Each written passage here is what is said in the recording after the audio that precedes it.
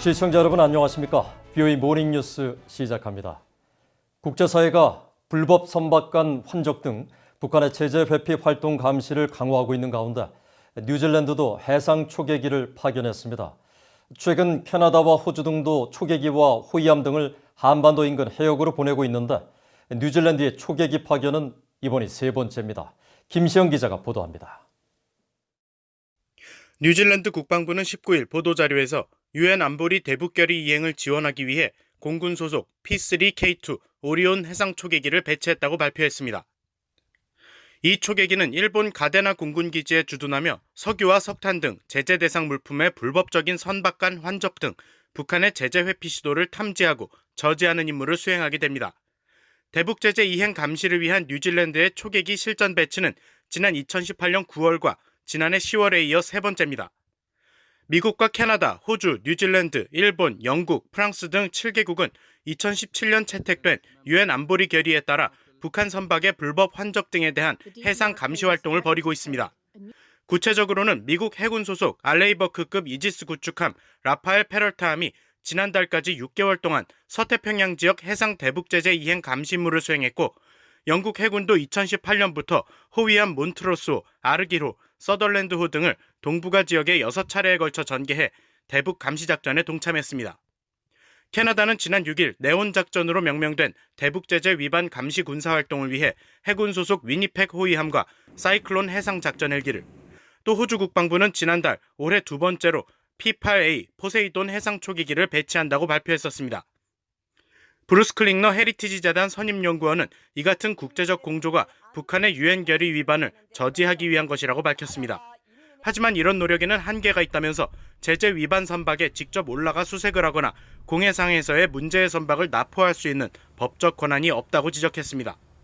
But we saw from media reporting a year or so ago that when journalists were on a U.S. warship, they didn't have the authority to actually intercept ships that were violating the UN resolutions. They could simply follow them back to a port and then pass that information along.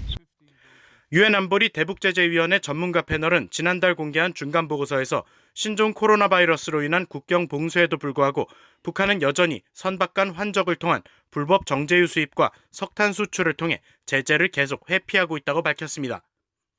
또 미국 등 43개국은 지난 7월 대북제재위원회에 공동 제출한 자료에서 북한은 지난 5월까지 56차례에 걸쳐 약 60만에서 160만 배럴에 달하는 정제유를 불법 수입한 것으로 파악된다고 지적했습니다. VOA 뉴스 김시영입니다. 미국의 로버트 오브라이언 백악관 국가안보 보좌관이 다음 달 한국을 방문할 것으로 알려졌습니다. 미국 대선 결과가 주요 변수가 될 것이란 전망 속에 미국 간 대화 재개 동력을 살리는 움직임으로 이어질지 주목됩니다. 함지아 기자입니다. 로버트 오브라이언 백악관 국가안보 보좌관이 최근 미국을 방문했던 서훈 국가안보실장의 요청을 받아들여 다음 달 한국을 방문하겠다는 입장을 전달했다고 18일 한국 청와대가 밝혔습니다. 전문가들은 오브라이언 보좌관의 방한은 미국과 한국 두 나라가 북한과의 비핵화 협상 재개를 위한 긴밀한 소통을 이어나가려는 의지를 보여준다고 분석했습니다. 하지만 오브라이언 보좌관의 방한 일정이 다음 달 3일 미국 대선 이후로 알려지면서 대선 결과가 방한 의미에 큰 변수가 될 것이란 지적도 있습니다. 민간 연구기관인 한국국가전략연구원 신범철 외교안보센터장은 트럼프 대통령이 재선에 실패할 경우 오브라이언 보좌관의 방한 자체가 취소될 가능성도 배제할 수 없다고 말했습니다. 반면 트럼프 대통령의 재선 성공 후 방한이 이뤄질 경우 한국 정부가 적극 추진하는 종전선언이 미한 간 쟁점인 방위비 분담금 문제 등과 연계해 논의를 벌일 것으로 전망했습니다. 하지만 여전히 종전선언을 둘러싼 미국 간 입장차가 커서 종전선언이 이뤄질 가능성은 낮게 봤습니다. 미국은 한국 정부의 약속, 그것은 정치적 선언이고 주한미군의 지위와 관련 없다는 조건 하에 추진하려고 하는 것이고, 북한과 같은 경우에는 그 부분에 동의를 해주고 있느냐 아직 모르겠죠. 한국과 미국 간에는 일치된 의견이 있을 수 있겠지만 북한의 생각은 또 다를 수가 있고, 그래서 사실은 만나서 조율해 보기 전까지는 된다 안 된다 이야기하기가 쉽지 않은 거죠. 박원곤 한동대 국제지역학과 교수도 트럼프 대통령의 핵심 참모인 오브라이언 보좌관과 문재인 대통령의 복심인 서 실장 간 대북 이슈는 종전선언일 가능성이 크다는 데 동의했습니다. 다만 섣부른 종전선언 합의에 미국 국무부의 반대가 거센 데다 트럼프 대통령이 재선된다고 해도 북한 이슈가 우선순위에서 밀릴 가능성이 크다고 지적했습니다. 미국도 지금 대선전에서 충분히 나타났습니다만 워낙 국내 정치적으로 양극화가 심화돼 있고 또 코로나19로 인해서 경제적인 어려움이 큰 상황이기 때문에 차기에 누가 대통령이 되던 국내 문제로 우선시할 수밖에 없는 그런 상황이죠. 그렇기 때문에 북한 문제는 우선순위에서 좀 밀릴 수밖에 없다. 한국 정부 산하 국책연구기관인 통일연구원 조한범 선임연구원은 트럼프 대통령이 대선 결과가 불리하게 나오더라도 자신의 업적을 부각시킬 수 있는 정치적 이벤트에 대한 관심을 놓지 않을 것이란 견해를 내놨습니다. 조 연구위원은 오브라이언 보좌관의 방한이 연말까지 종전선언을 도출할 수 있는 계기가 될 수 있으며 북한에게는 도발보다는 협상 쪽에 무게를 두라는 신호를 보낼 수 있다고 진단했습니다. BOE 뉴스 함자입니다. 북한군의 총격으로 피살된 한국 국민의 유가족이 유엔에 진정서를 제출했습니다. 유엔 인권특별보고관들이 북한에 대한 조사를 통해 진상규명과 책임자 형사처벌을 촉구하는 내용인데 결국 이번 사건은 유엔 차원의 문제로 확산됐습니다. 김영교 기자가 보도합니다.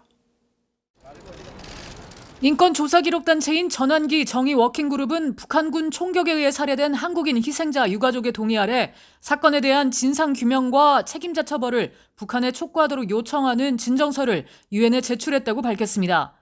이 단체가 18일 공개한 진정서는 유엔 인권이사회 산하 자의적 처형 특별보고관과 강제실종 실무그룹, 자의적 구금 실무그룹, 북한인권 특별보고관 등에 제출됐습니다.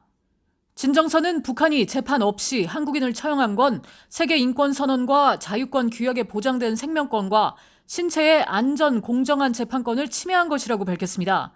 앞서 이 단체와 희생자의 형 이래진 씨는 한국 국회 국민의힘이 주최한 간담회에 참석해 이번 사건에 대한 문제점들을 지적했습니다.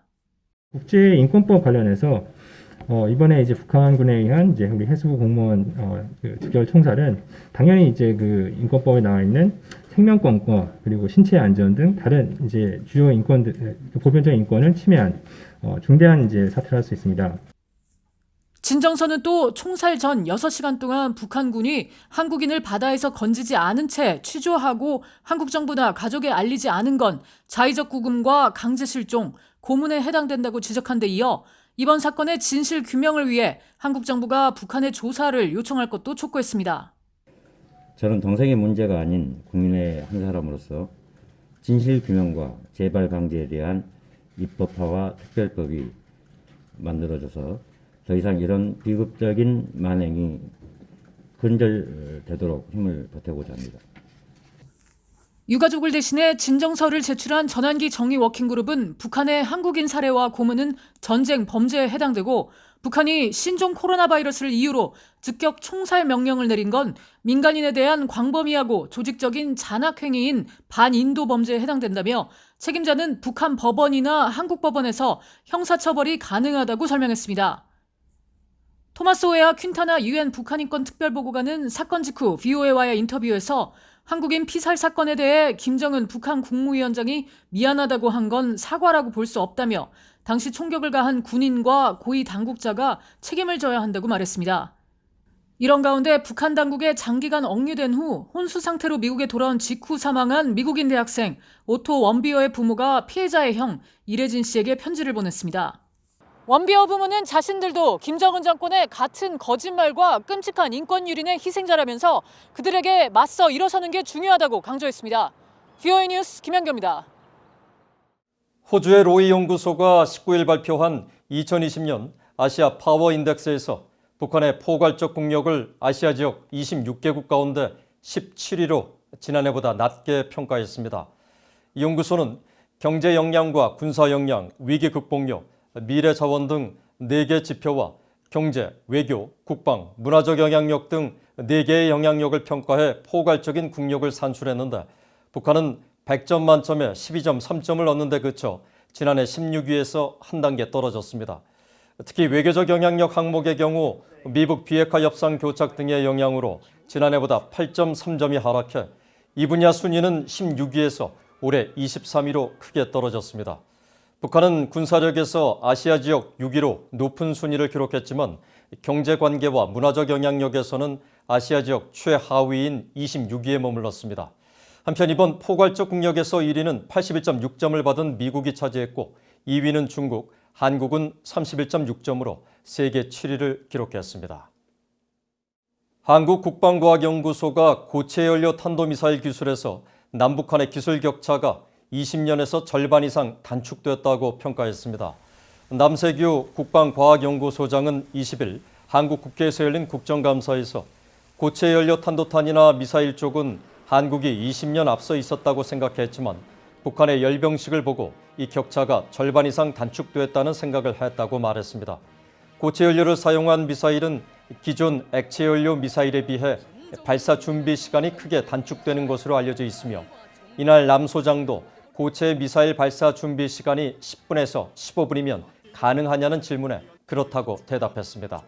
남 소장은 이어 북한 정권이 지난 10일 열병식에서 공개한 무기들에 대해 5년 전보다 굉장히 실용적으로 발전하고 있다는 것을 느꼈다며 특히 열병식에 등장한 무기 24종 가운데 11종이 신형 무기라고 말했습니다. 그러면서 방사포도 기존 200mm와 300mm에서 600mm를 개발하는 등 최근 10년 동안 북한의 무기 기술이 진척되고 있다는 의견을 밝혔습니다. 북한의 인권 문제에 대한 한국 정부의 적극적인 대처를 촉구하는 집회가 한국에서 열렸습니다.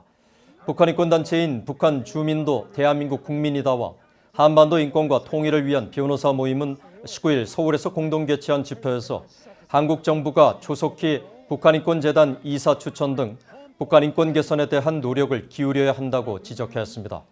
이들 단체들은 최근 중국 포털 사이트에 탈북 여성들에 대한 인신매매 광고가 올라오고 있다며 한국 정부가 중국 내 탈북자를 대한민국 국민이라고 선언하는 방식으로 이 문제 해결에 적극 나서야 한다고 촉구했습니다.